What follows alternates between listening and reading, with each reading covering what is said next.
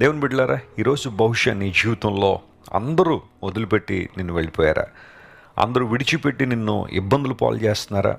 నీతో ఉంటాము, లేదా నీకు తోడుగా ఉంటాము, నీకు సహకరిస్తాము, నీకేదైనా కష్టం వస్తే మమ్మల్ని జ్ఞాపకం చేసుకో అని వాగ్దానం చేసిన చాలామంది ఇప్పుడు నిన్ను విడిచిపెట్టి వెళ్ళిపోయారేమో.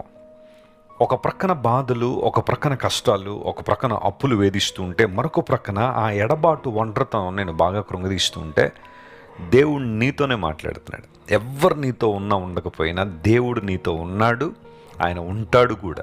యుగ సమాప్తి వరకు నేను మీతో కూడా ఉంటానని వాగ్దానం చేసిన యేసు ప్రభుని నువ్వు ఎప్పుడు విస్మరించొద్దు. ఆయన వాగ్దానాలు ఎప్పుడు మర్చిపోవద్దు. ఒక క్రైస్తవునికి దేవుని వాగ్దానాలే బలం. ఈ జీవన యాత్రలో, జీవన సంఘర్షణలో దేవుని వాగ్దానాలు మనకిచ్చే బలం ఇంకా ఏమీ మనకి ఇవ్వలేవు.